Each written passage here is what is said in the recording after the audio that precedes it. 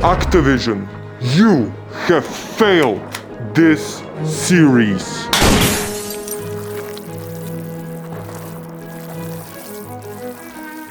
Not good.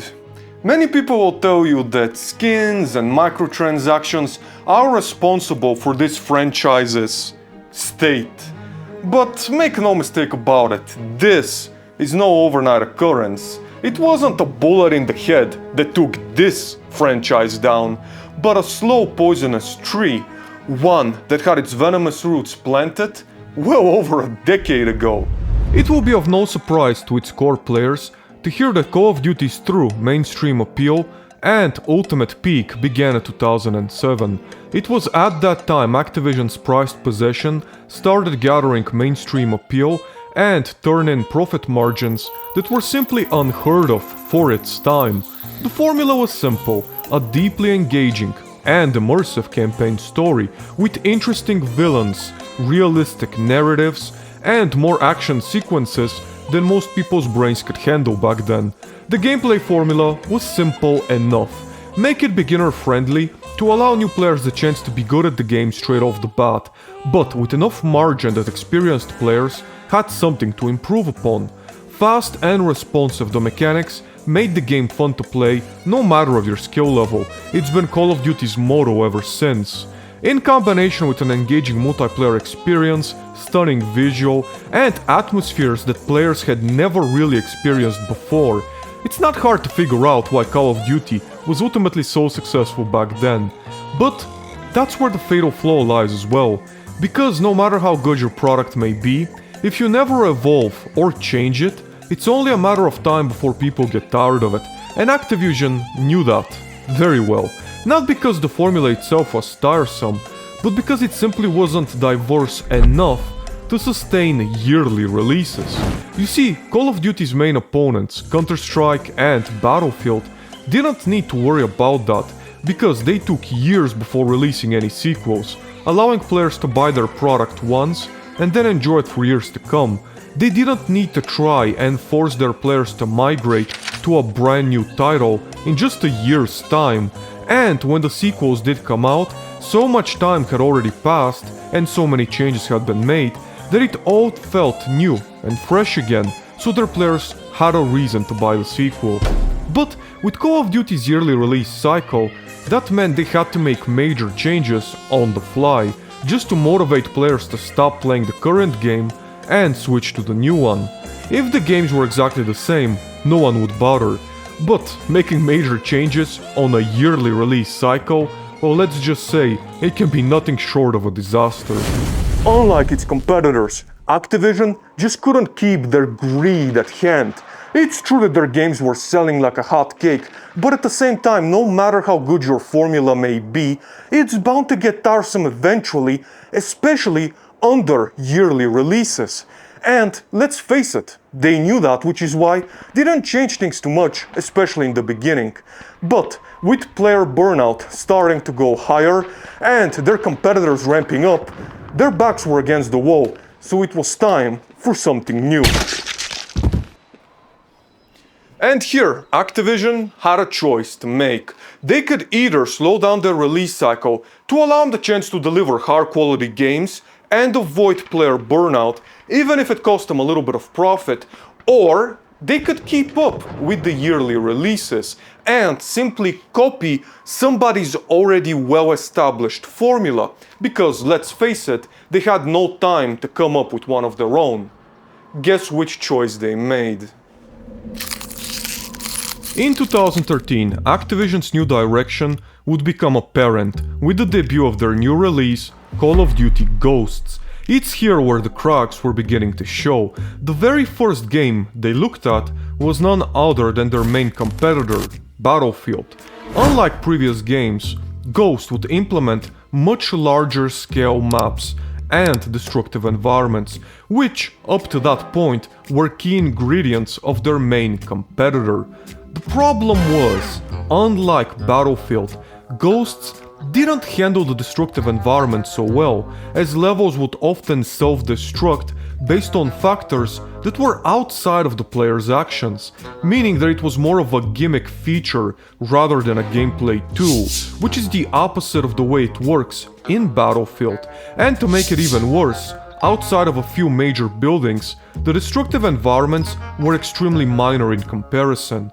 But that wasn't all. Activision also threw in a bunch of new concepts that were clearly last-minute additions and really didn't fit the game's playstyle. They were clearly taken from many different sources and just thrown together against the wall, hoping something would stick. But it didn't. As the whole Ghosts was a very clear sign for players that the series was taking a step away from its beloved roots. And although many players were hopeful that after its mixed reception, Activision would go back to basics, they were in for a rude awakening.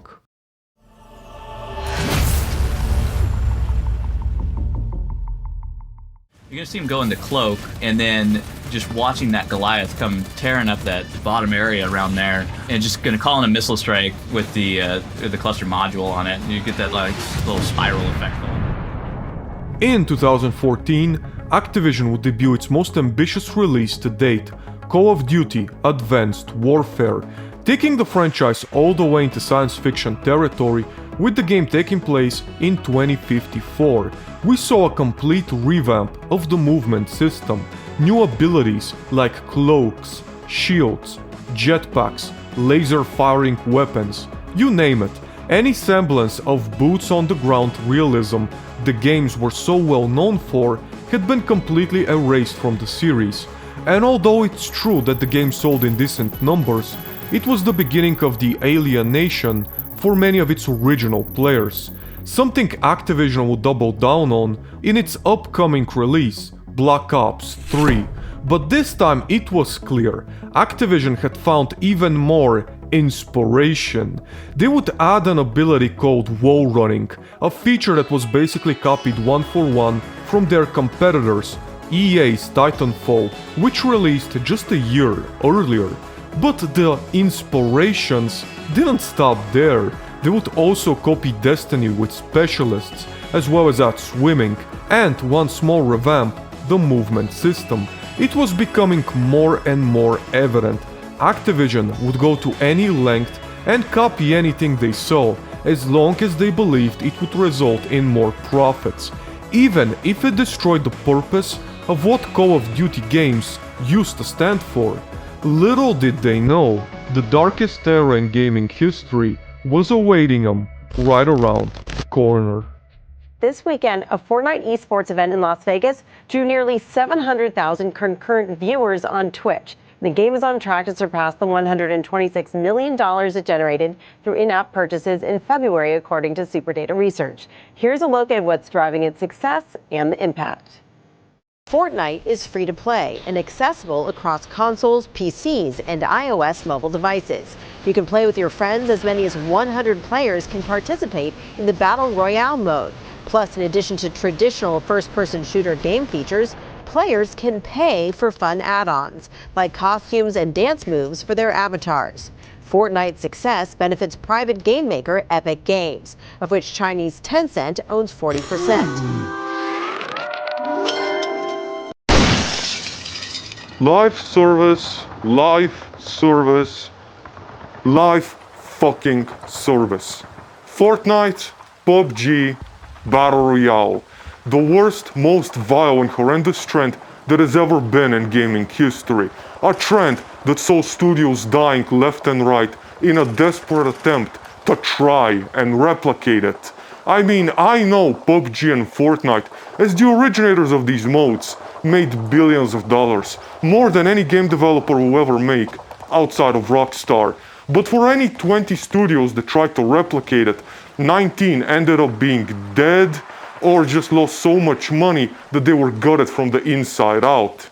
And when you ultimately think about the consequences, what do you think happened? Do you think Activision was wise enough to see that and go the other way? Or do you think they dived head first without any thoughts of the consequences? We all know that answer, don't we? In 2018, Activision would release Call of Duty Black Ops 4, and alongside it would feature a mode known as Blackout. Now, so far we've spoken about Call of Duty copying other games, and usually they at least do a decent job of it. But this game mode would mark the start of Activision's reputation beginning to drop. This mode was very clearly rushed. It lacked any sense of depth or passion. Never before had we seen such a paint-by-the-numbers experience, not just a blatant copy of another game, but a pretty poor one at that, a half-assed, underdeveloped mode just to try and cash in on the Battle Royale craze going on at the time. But given how poorly executed it was, and the fact it was locked behind a giant paywall, it was Activision's first monumental failure. And to make it even worse, this mode came at the expense of a story mode campaign, something Call of Duty was known for at the time. They were so blinded by other companies' successes, they were willing to destroy what made them unique, what made them, just to make a poor attempt at a copy. This was the first real sign that Activision was completely lost. Though, despite their failure, it's fair to say they weren't willing to let the live service genre fall away so easily.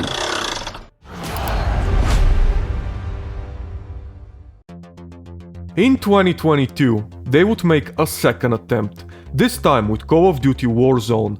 Unlike the previous attempt, it was clear that this release was given a proper development time, allowing it to feel like a proper game mode, and it was released free to play, allowing anyone who was interested the chance to give it a try. With its sweet handling gameplay and well-crafted maps, it's no surprise the game mode was an overwhelming success, but it's also the clearest sign that Call of Duty had completely lost its identity, as every Call of Duty that would follow it basically became an exact copy of said formula. Through the years, campaign mode would become more and more of an afterthought, shrinking in length and often lacking in substance. Instead of a grounded military experience, it was becoming more and more goofy and over the top. But Activision didn't care. They had their golden egg, and now their only purpose was to milk it as much as possible, starting with skin packs. One after another, they were mostly military styled, some futuristic, some seasonal, but with only increasing goofiness as time went on. It also didn't take long for pay-to-win skins to appear in the store. At first featuring an all-black palette, it allowed players to fit into dark corners of many of the map's environments, but that was only the beginning. Later we would see skins with smaller hitboxes, which made going up against them a living nightmare. Worst of all, Activision's background manipulations would try and force beginner players into buying said skins by matchmaking them with experienced players who'd already purchased them. That way, when defeated, beginner players would feel the need to buy the skins in order to fit in. Through time, Call of Duty skins would devolve from military teams to an utter shitshow.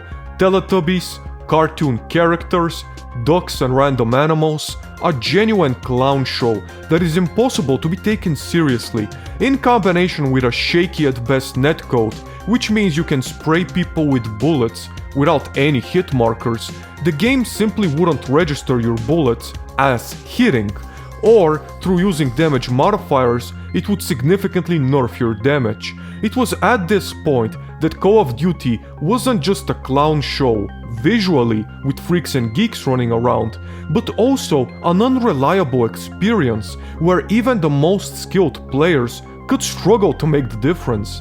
In combination with the yearly release cycle, which only seemed to be delivering less polished versions of the previous game, it's fair to say Call of Duty is in a pretty bad state at the moment. And guess what? It's about to get a heck of a lot worse. Microtransactions in free-to-play games are fair enough. Developers have to make their money somehow.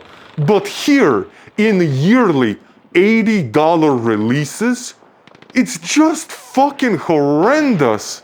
And to make it even worse, most skin packs are around the $20 price tag, which is again just so absurd.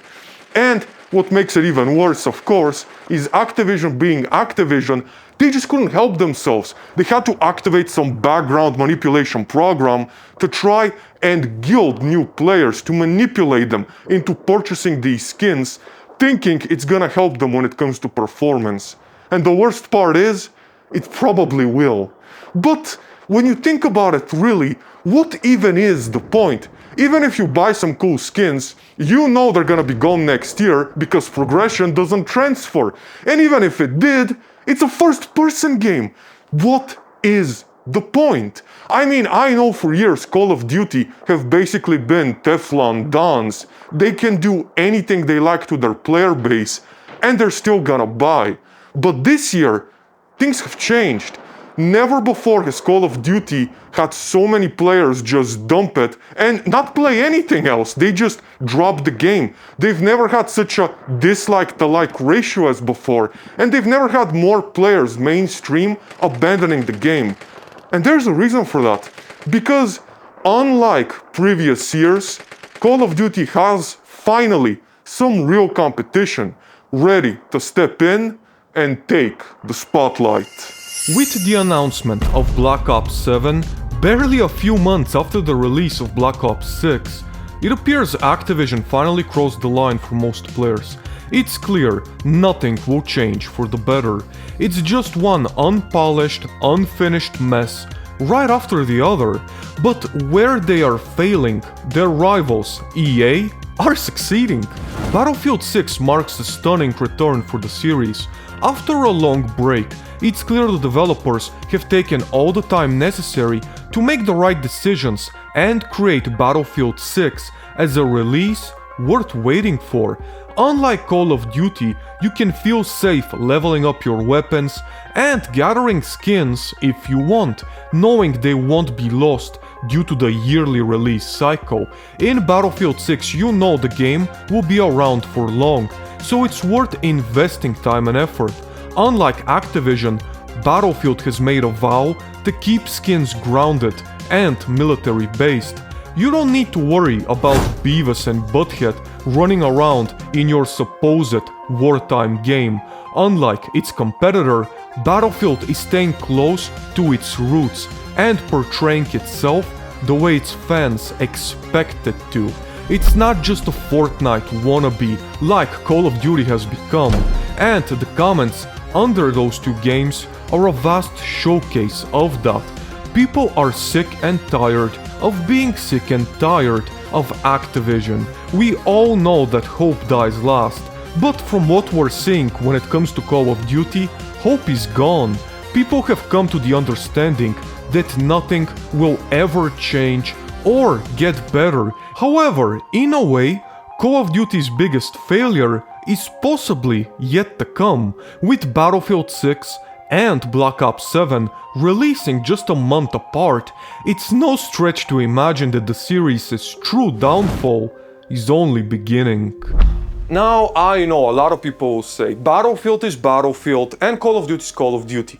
One doesn't have to hurt the other, but it will. If you've seen any of the comments under Black Ops 7, they're all trashing the game and hoping for Battlefield success, and vice versa.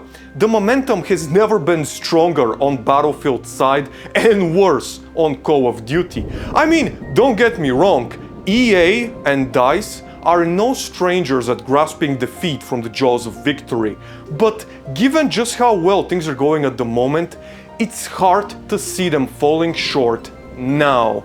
And on the other side, when it comes to Call of Duty, it's not like players are gonna merge from Call of Duty to Battlefield, because many of the Call of Duty players and fans have already quit the game. Even some of its biggest streamers and content creators have left, deciding they'd rather do nothing than play Call of Duty. So it's hard to see some loyalty there.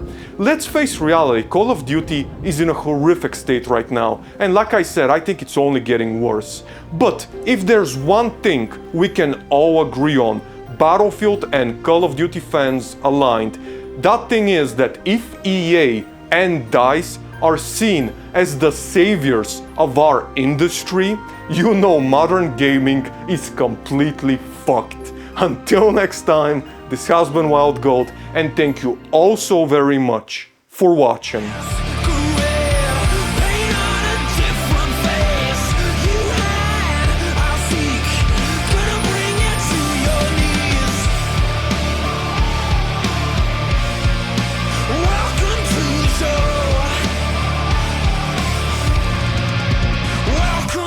Show.